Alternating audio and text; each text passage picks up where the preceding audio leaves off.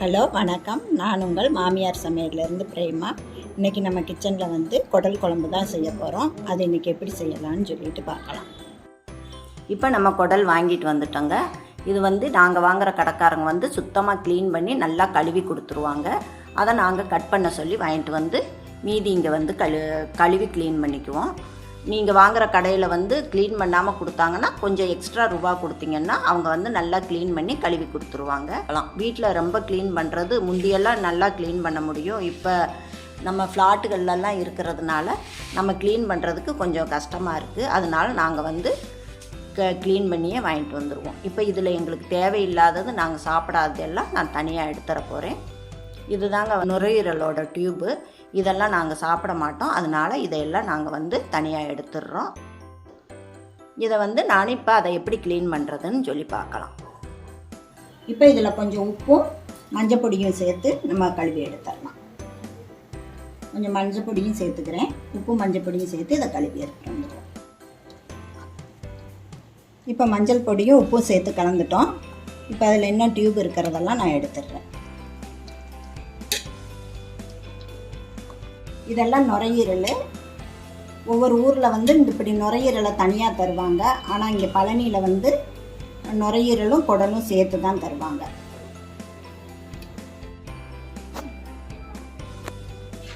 இப்போ இதை நல்லா நம்ம கழுவி எடுத்துகிட்டு வந்துட்டோம். இந்த குடல் பையோட மேல் தோலில் வந்து இப்படி டர்க்கி டவுல் மாதிரி இப்படி இருக்கும். இதை வந்து நம்ம நல்லா கொதிக்கிற தண்ணியில் போட்டோம்னா வந்துடும். அப்புறம் அதை ஒரு கத்தி வச்சு சுரண்டி எடுக்கணும். இப்போ நான் அதைத்தான் செய்ய போகிறேன். இப்போ தண்ணி சூடாகிக்கிட்டு இருக்கு. இப்போ இந்த குடலெல்லாம் அதுக்குள்ளே போட்டு கொதிக்க விட்டுறலாம். 6-7 தடவை கழுவி எடுத்திருக்கேன். இப்போ இதில் வேக வச்சுட்டு இந்த தண்ணியை நான் வடித்து எடுத்துருவேன். அப்போ தான் அந்த குடலோட வாசம் இல்லாமல் நமக்கு நம்ம குடல் குழம்பு நல்லாயிருக்கும். இது நல்லா ஒரு கொதி வந்துச்சுன்னா போதும். நம்ம இந்த க்ளீன் பண்ணுறதுக்கு தான் போடுறோம். இப்போ அது கொதிச்சு வந்தோன்னா நம்ம இதை எடுத்து க்ளீன் பண்ணலாம்.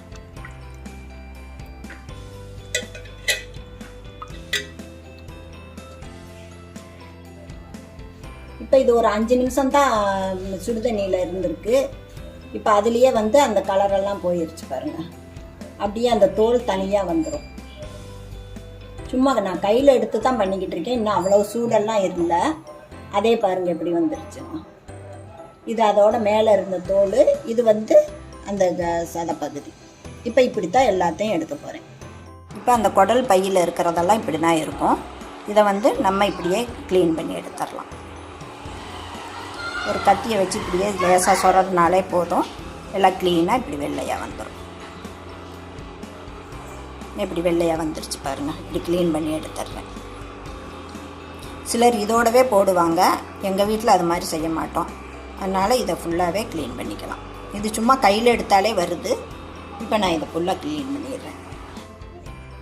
இப்போ நம்ம அந்த கருப்பாக இருந்ததெல்லாம் உரசி எடுத்துட்டு இப்போ எப்படி வெள்ளையாகிடுச்சு பாருங்கள். இப்போ நம்ம குழம்ப தாளிக்க ஆரம்பிச்சிடலாம்.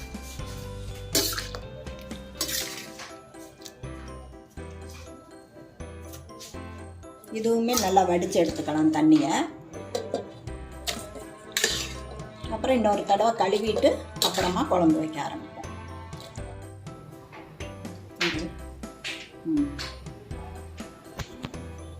இப்போ நம்ம நல்லா கழுவி க்ளீன் பண்ணி எடுத்து வச்சுட்டோம். இப்போ இது வந்து நுரையீரல் வந்து ரெட் கலராக இருந்துச்சு பாருங்கள். இதெல்லாம் இப்போ கலர் மாறிடுச்சு. இன்னும் நம்ம குழம்பு தாளித்து விட ஆரம்பிச்சோம். இப்போ குக்கரில் எண்ணெய் காஞ்சிருச்சு. 3 துண்டு பட்டை போட்டுக்கிறேன். இதுக்கு பட்டை இஞ்சி பூண்டெல்லாம் அதிகமாக இருந்தால் தான் அந்த வாசனை நடக்கும். இல்லாட்டா குடல் வாசனை வரும். அதோட 1 ஸ்பூன் சோம்பு சேர்த்துக்கிறேன்.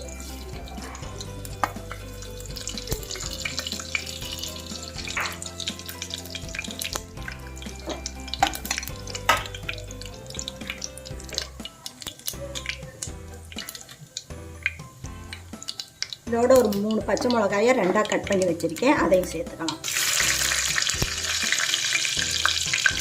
கொஞ்சம் கருவேப்பிலை.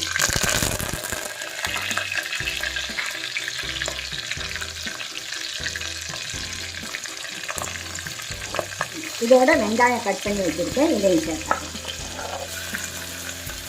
நான் கொஞ்சம் வெங்காயம் அதிகமாக தான் போட்டிருக்கேன்.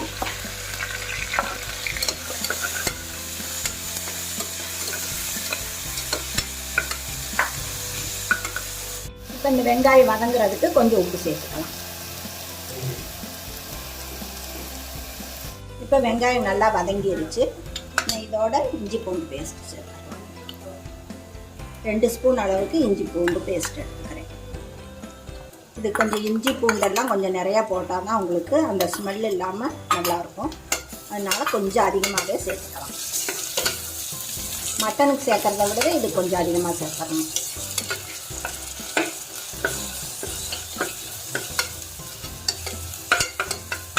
இப்போ இதோட 2 தக்காளி பழத்தை கட் பண்ணி வச்சுருக்கேன். இதையும் அதோட சேர்த்துக்கலாம்.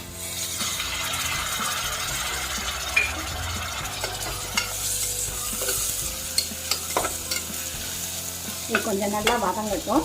இது வரைக்கும் சும்மா கொஞ்சமாக ஒரு சின்ன தட்டு போட்டு மூடி வைக்கணும். இப்போ சிம்மில் வச்சு ஒரு 5 நிமிஷம் விட்டுருங்க.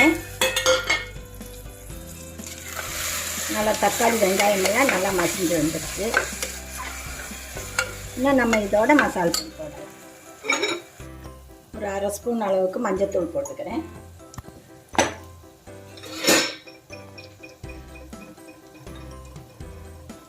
இது மல்லிப்பொடி போடுறேன். 4 ஸ்பூன் அளவுக்கு மல்லிப்பொடி போட்டிருக்கேன்.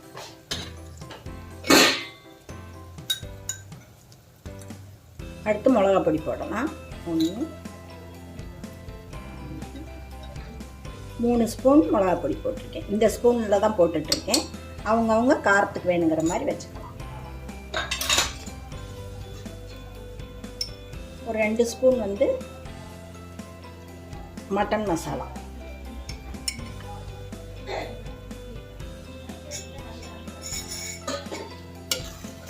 இப்போ இதை ஒரு தடவை கலந்து விட்டுக்கலாம்.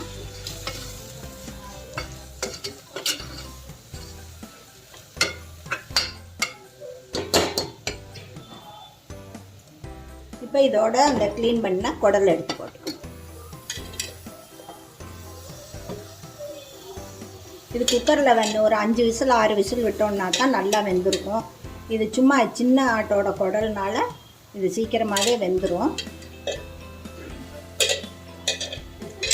ரொம்ப பெரிய ஆட்டோட குடல் வாங்கிட்டோம்னா அது ரொம்ப நேரம் வேக வைக்கணும். நம்ம வாங்கும்போதே கடைக்காரங்கிட்ட கேட்டு வாங்கணும். சின்ன ஆட்டு குடல் கொடுங்கன்னு கேட்டோம்னா தான் அவங்க தருவாங்க. அது நமக்கு நல்லா டேஸ்ட்டும் இருக்கும், சீக்கிரம் வெந்துடும். இப்போ நான் இதுக்கு தேவையான அளவு உப்பு இதை நல்லா மசாலோடு நல்லா பெரட்டி விட்டுறலாம். இன்னும் நம்ம இதோட தண்ணி சேர்த்துக்கலாம்.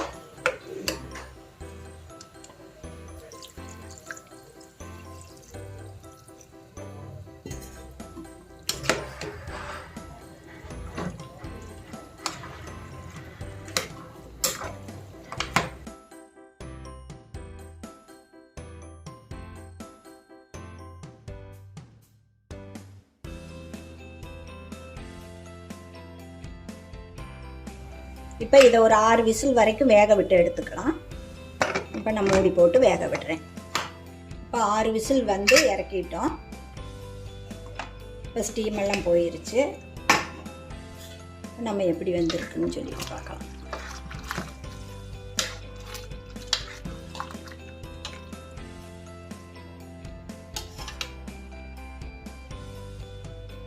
இன்னும் கொஞ்சம் வேகணும். இப்போ நான் அடுத்து சட்டியில் மாற்றி வேக விட போகிறேன்.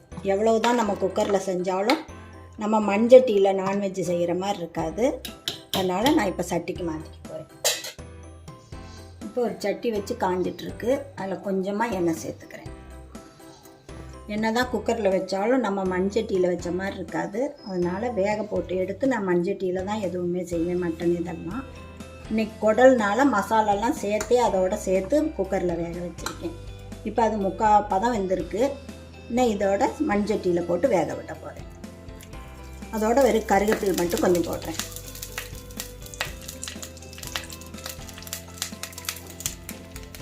இப்போ அதோட வெந்திருக்கிற குடலையும் சேர்த்துடலாம்.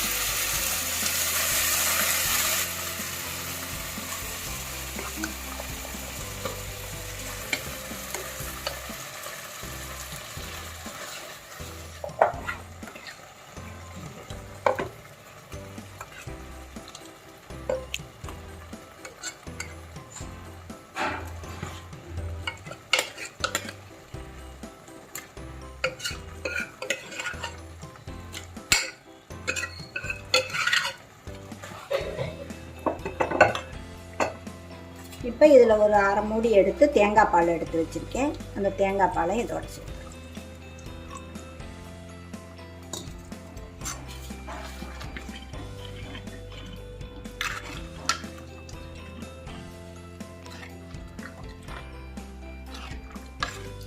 இப்போ இது இன்னும் ஒரு 10 நிமிஷம் வேகட்டும் சட்டியிலேயே. அப்புறம் எப்படி இருக்குன்னு பார்க்கலாம். இப்போ 1/4 மணி நேரம் ஆச்சு. நல்லா குழம்பு வந்து நமக்கு திக்காக நல்லா வந்துருச்சு. இப்போ இதில் கொஞ்சம் மல்லித்தலை போட்டுடலாம். அவ்வளோதான், ஸ்டவ் ஆஃப் பண்ணிட வேண்டியதுதான்.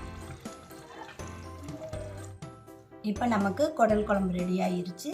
இன்னும் சாப்பிட வேண்டியதுதான். இதே போல் செஞ்சு பாருங்கள், எப்படி இருக்குன்னு சொல்லுங்கள். எங்கள் டிஷ் பிடிச்சிருந்துச்சின்னா எங்கள் சேனலை சப்ஸ்கிரைப் பண்ணுங்கள். தேங்க்யூ.